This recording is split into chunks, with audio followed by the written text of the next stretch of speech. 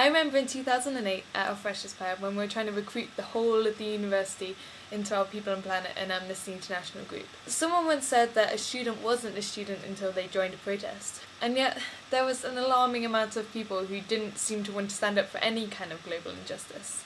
It was heart-wrenching to hear people answer my question, "Are you interested in campaigning for human rights or about climate change?" with a simple no. No? What do you mean no? Do you really not care about our world or anything in it but yourself? But of course that's not fair. I'm sure they must care when it comes down to it. Since I doubt that anyone on campus consists of pure evil, I would say that on a basic level they must all prefer others to have more human rights than less, and they would all prefer to have a planet that will be habitable in 50 years' time.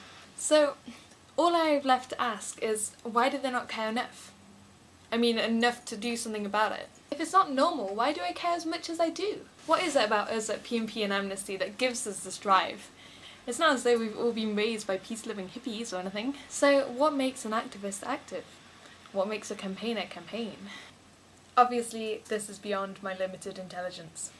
Perhaps if I did a psychology degree, I could study the past of Amnesty members and see what morphs us into people who can't put other people's suffering to the back of our minds. But what I'm going to say is what I think that activists have that other people need.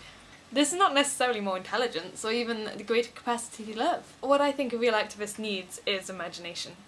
Let me give you an example. Fair Trade Fortnight is coming up. In Loughborough we're going to have a stall raising awareness to the different fair trade products you can buy and also why it is important to buy fair trade when possible. One person, let's call her Jane, might come up and try our free fair trade chocolate fondue. And I would tell Jane, fair trade helps give a better deal for farmers in the third world. Many farmers and workers struggle to provide for their family. And under fair trade, farmers receive agreed, stable and sustainable prices. Jane will have understood what I said, and she'll love the chocolate. But the next day she's still going to buy dairy milk instead of divine chocolate. Why? When with the same information some would make an effort to support the fair trade movement. Jane isn't just plain selfish, and in fact she's actually quite a nice girl.